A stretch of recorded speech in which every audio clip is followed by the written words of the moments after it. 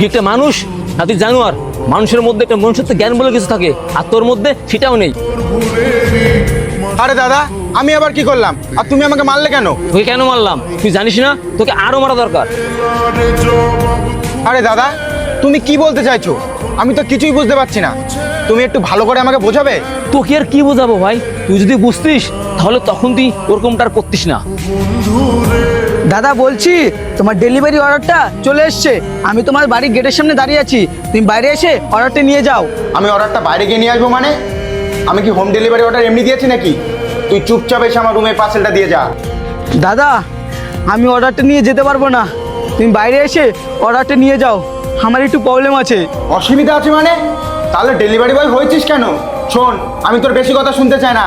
আমি যখন পার্সেলটা আমি হোম ডেলিভারিতে অর্ডার দিয়েছি, তুই চুপচাপ এসে আমার রুমের পার্সেলটা দিয়ে যা। আর বেশি কথা না বলে আমার মাথা গরম করাস না, তুই তাড়াতাড়ি আয়। ঠিক আছে দাদা, আমি অর্ডারটা নিয়ে আসছি।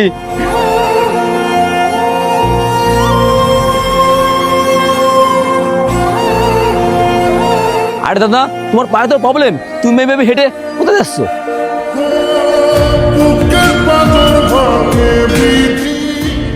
আরে দাদা, একজন অর্ডার করেছে, আমি ডেলিভারি দিতে যাচ্ছি। আরে এটা তোমার ভাই অর্ডার দিয়েছিল। আরে দাদা, তোমার কষ্ট করে যেতে হবে না, আমার ভাইকে ফোন করো, ও এসে নিয়ে যাবে। আরে তোমার ভাইকে আমি অনেকবার বলেছি আমার প্রবলেম আছে, অর্ডারটা নিয়ে যেতে, তোমার ভাই শোনেনি। আর তোমার ভাই বলল এই অর্ডারটা ঘরে গিয়ে দিয়ে আসতে, তাই আমি দিতে যাচ্ছি। আরে ভাই, তুই কি কাজটা ঠিক করলি? তুই কি খুব জমিদার হয়ে গেছিস?